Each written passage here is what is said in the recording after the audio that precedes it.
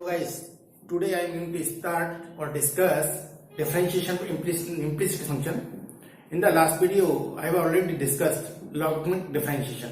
ठीक है, जिन फ्रेंड्स ने और जिन स्टूडेंट्स ने पुरानी वाली वीडियो नहीं देखी, पिछली वाली लॉगरिथमिक डिफरेंशिएशन वाली, वो आप जो क्या है, मैंने इसका लिंक जो क्या है डिस्क्रिप्शन बॉक्स में मिल जाएगा, आपको वहां से जाके देख सकते हैं. ठीक है, अब देखिए इस तरह से है. So first of all you have to know what is the implicit function. हमने कहा डिफरेंशिएशन ऑफ इम्प्लिसिट फंक्शन. पहली बात तो फर्स्ट है क्या इम्प्लिसिट फंक्शन, कैसे डिफाइन करेंगे, कैसे पहचानेंगे कौन सा फंक्शन इम्प्लिसिट है कौन सा एक्सप्लिसिट है. देखो इम्प्लिसिट फंक्शन में क्या है, if the variable x and y are connected by a relation of the form fxy बराबर 0. इस फॉर्म में कोई फंक्शन अगर रिलेट कर रहा है and it is not possible to express y as a function of x in the form y बराबर fx. Condition ये है कि y को x से सेपरेट नहीं कर सकते. तो हमने कहा है then y is said to be an implicit function of x. In other words, मैंने कहा है the function in which x and y cannot be separated out. जैसे कि मैंने ये आपको एक एग्जांपल कोड किया है. अगर मैं चाहूं यहां से कि y is equal to something x लिख दें, it cannot be written here. ठीक है, तो इस टाइप के फंक्शन क्या कहलाते हैं, इम्प्लिसिट फंक्शन कहलाते हैं. ठीक है, जिनको x और y सेपरेट नहीं किए जा सकते. अब नेक्स्ट है एक्सप्लिसिट फंक्शन. एक्सप्लिसिट वो फंक्शन होते हैं जिनमें x और y आपस में सेपरेट किए जा सकते हैं. तो हमने लिखा था function in which x and y can be separate out, it can be express in the form y बराबर fx. देखो इस फॉर्म में ये एक्सप्रेस किए जा सकते हैं. ठीक है, अब जैसे ये दे दिया इसमें एग्जांपल में कि x बराबर सी स्क्वायर. अब यहां क्या है, यहां प्रोडक्ट लग रहा है, लेकिन मैं इसको सेपरेट भी तो कर सकता हूं कि y is equal to c square upon x. यानी इसका मतलब मैं कह सकता हूं y क्या हो गया, y the function of x हो गया. ये तो ये क्या हो गया, ये एक्सप्लिसिट का एग्जांपल हो गया. और एग्जांपल जैसे y square is equal to 4x है, ये भी एक्सप्लिसिट फंक्शन के एग्जांपल है क्योंकि y यहां से x से सेपरेट है. ठीक है, ये है आपके implicit and explicit function. Now I will discuss. Now please look at the question, how will solve it. This is the implicit function. By using that property I will find the differentiation of this function. How will solve? Directly I will differentiate on both sides with respect to x. Suppose हमें function क्या given है, function है x square plus 2xy plus yq is equal to 30 is given to you. Now differentiating both sides with respect to x. ठीक है, now what will do. अब देखो इसका differentiate करना है तो dy dx of x square कह सकते हैं, या हम एक काम कर देते हैं, dy dx of net function ये है हमारा इस साइड में, और इस साइड में dy dx of net function ये क्या है 30. अब क्या होगा कि यहाँ पे 30 है, डिफरेंट कांस्टेंट है, इसका डिफरेंशिएशन 0 हो जाएगा. लेकिन यहाँ पे तीन फंक्शन कनेक्टेड है, मैं इनको सेपरेट कर लेता हूं. तो हो जाएगा dy dx of x square plus twice time constant है, कॉमन ले लिया, एक्स वाई ये प्रोडक्ट के फॉर्म में डिफरेंशिएशन होगा, plus dy dx of y cube. ठीक है, और ये 0 हो जाएगा because 30 is the constant number. अब आप क्या करेंगे, by using the property of differentiation, ये क्या हो जाएगा, डिफरेंशिएशन का 2x आएगा x पे पावर n वाले फॉर्मूले से. इसका क्या होगा, here there are two numbers are given, so I will use product tool. first function differentiation dy x के रेस्पेक्ट में करना है, तो y का क्या हो जाएगा dy by dx plus y, और x का x के रेस्पेक्ट में 1 प्लस इसका देखो x के रेस्पेक्ट करना है, पहले हम पावर का करेंगे, पावर का क्या होगा 3y स्क्वायर. ठीक है, अब यहाँ नंबर क्या है, नंबर है y के x के रेस्पेक्ट डिफरेंशिएशन क्या होगा dy by dx is equal to 0. Now I will collect the constant term, I will collect dy dx term and non dy dx term.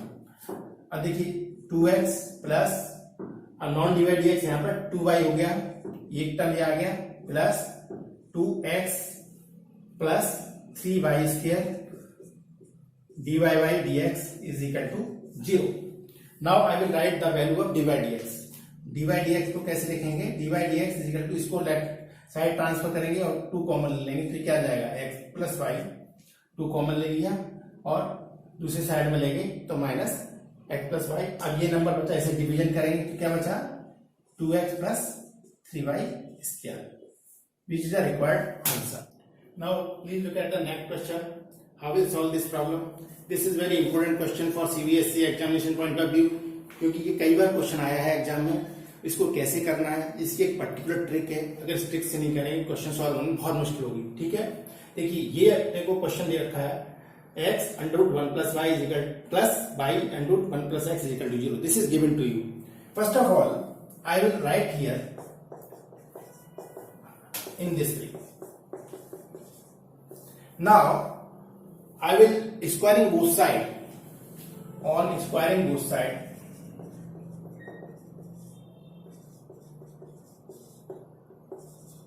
ऐसा करने से क्या होगा, बट विल बी देयर, ये हो जाएगा. देखिए x का स्क्वायर x और यहां से रूट खत्म हो जाएगा. देखो माइनस वाई का स्क्वायर प्लस का वाई स्क्वायर और ये 1 + x हो जाएगा. This is the concept behind it. अब देखो हम क्या करने वाले हैं, हम सारे फंक्शंस को I will transfer all the function in the left hand side and x² + x² minus y² minus x² = 0. Now I will recollect the functions.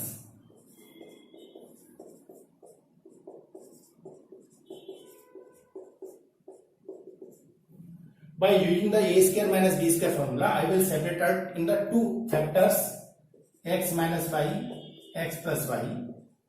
Now I will take common xy. So x minus y is the another factor here.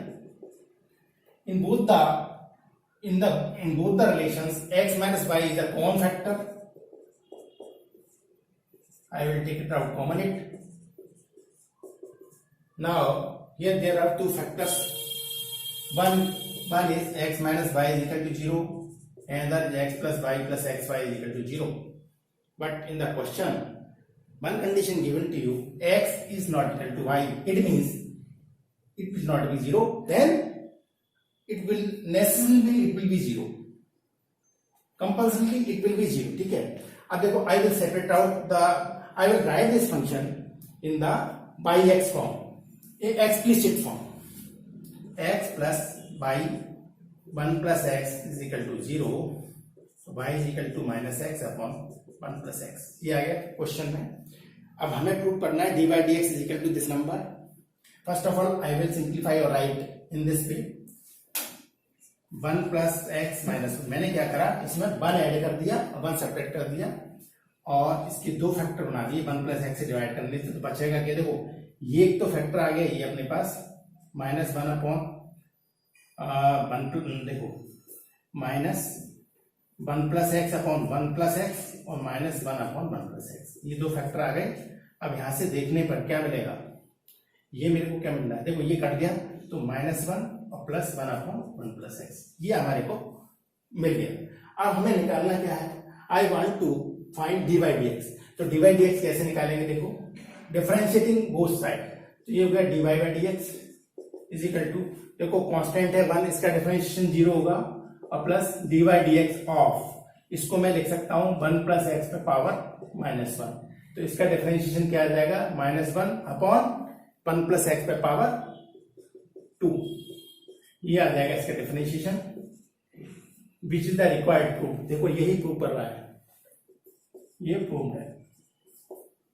Please look at the next question. It is very important question for examination. ये आपका CBSE exam में पूछा हुआ question है.